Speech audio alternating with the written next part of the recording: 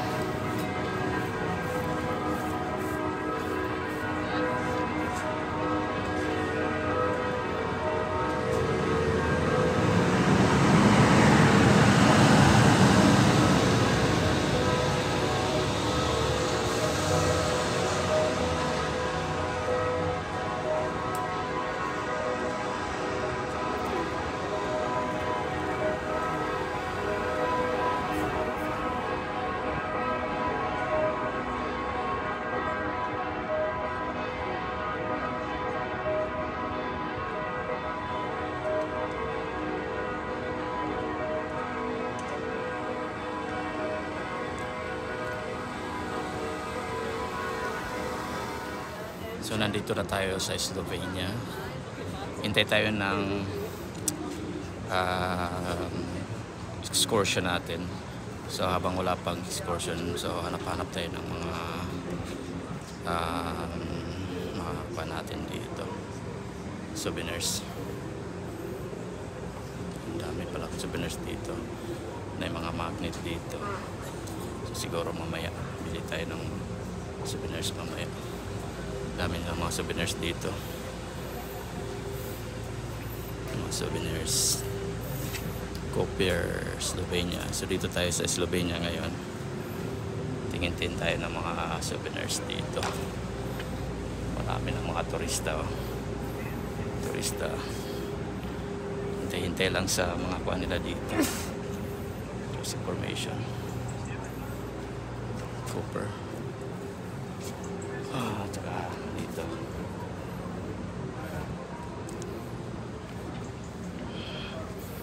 daming mga kuwan dito. 3 euros yata mga souvenirs dito. Ganda yung mga kuwan nila dito. May Christmas na. Yan, so Slovenia tayo. Koper, Slovenia. So tingin-tingin na lang muna sa habang naghihintay tayo dito. May tourist information dito. Tsaka ito dito. So ito na yung Slovenia couture. Dito tayo nakabase ngayon. Tsaka ito yung barko natin na sinasakyan, Norwegian Pearl.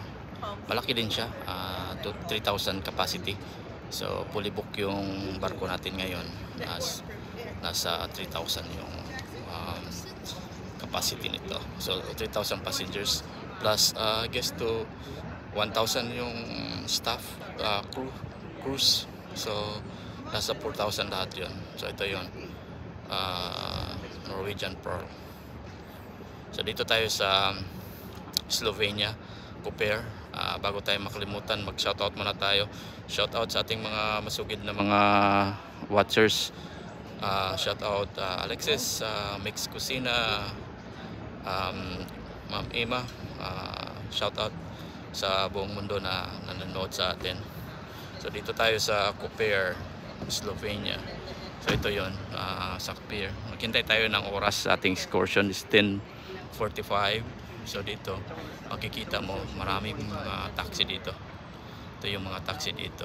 Mababait siguro yung mga taxi dito kasi nakararga naman ito. So may mga private tour kung gusto mo.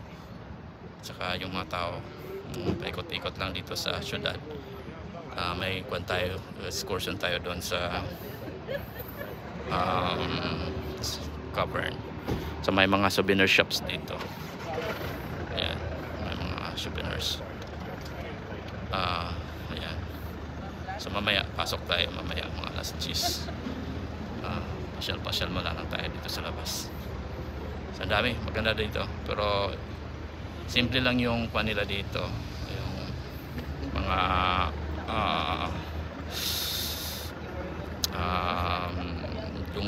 daungan. So ito yun. May mga nagja-jogging pa dyan. May mga private houses din dito. Pero ang lapit ng kanila, daungan dito. Ang lapit lang. So, ayan.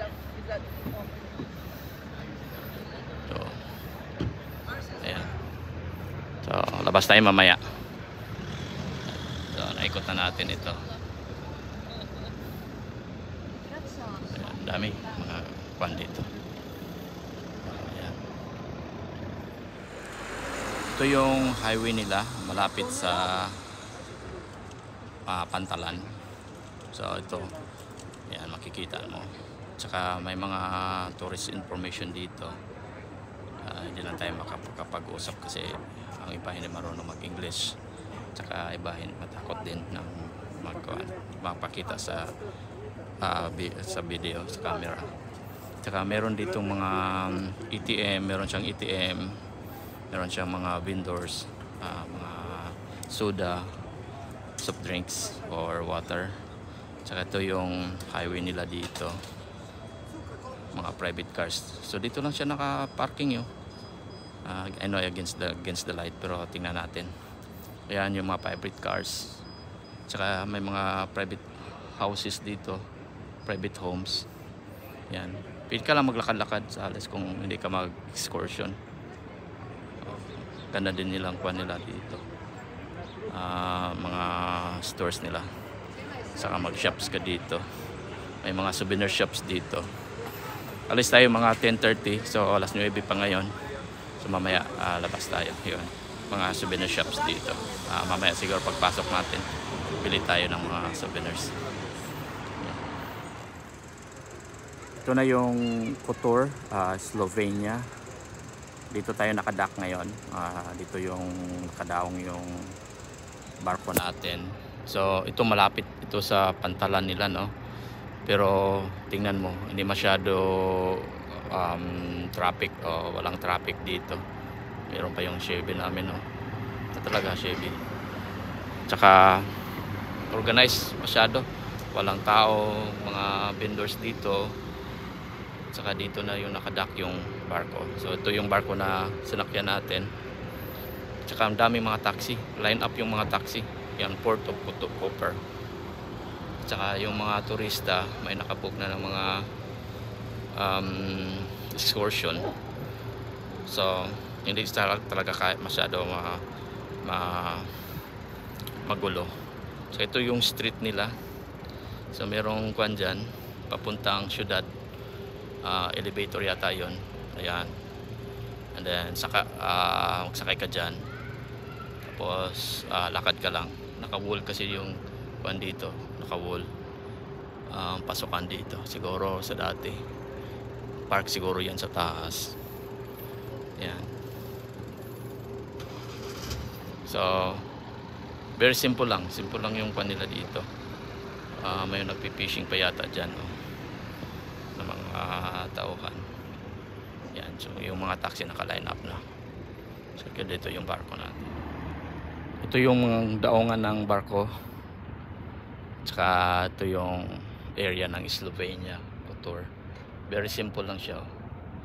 So, may mga tao dyan na nagpi-fishing. Mga local siguro ito. Yan, pwede ka mag-fishing dyan. Tsaka ito yung pantalan nila.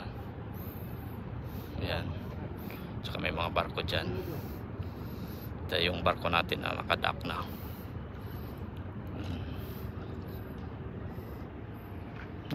Ito yung city nila. Tsaka ito yung banda sa kabila. Very simple. Simple lang yung nila dito.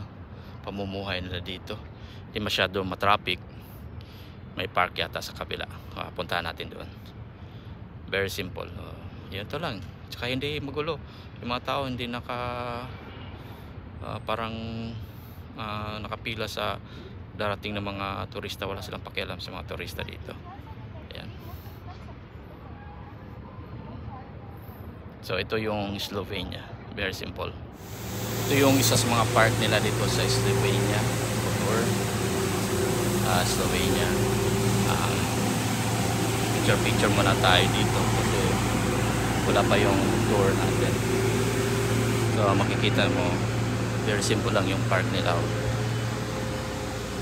Yan, sentro. Dito pala yung sentro. Ito yung sa pinakataas nila, sakay ka ng elevator dito. May elevator dito.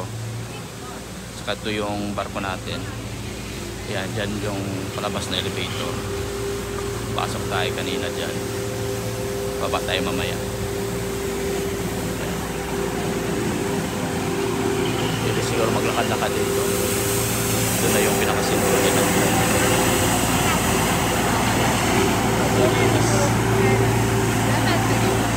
Ito yung pinakasintro nila dito. Sudad nila. Pwede tayo magpasyal dyan kasi may tour tayo mamaya. Dito lang tayo.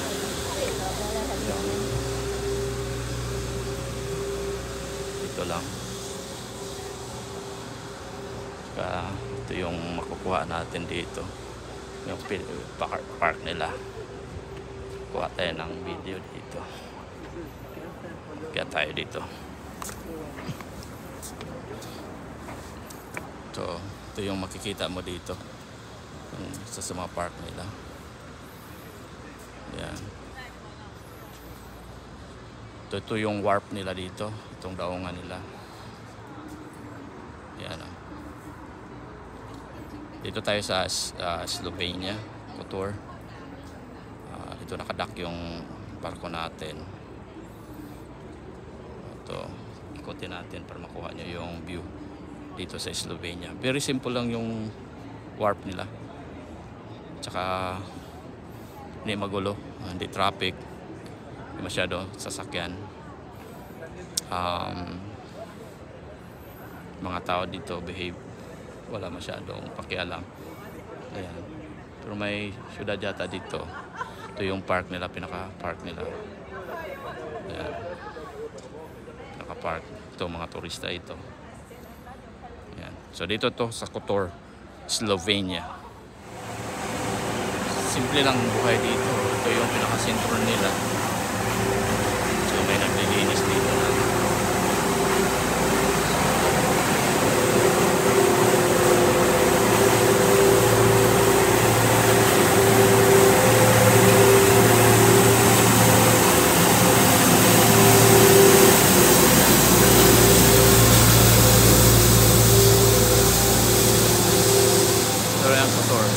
Gentlemen, good morning. Do you hear me loud and clear? Yes. Okay. Welcome aboard. Welcome to Koper Capodistria. Welcome to Slovenia.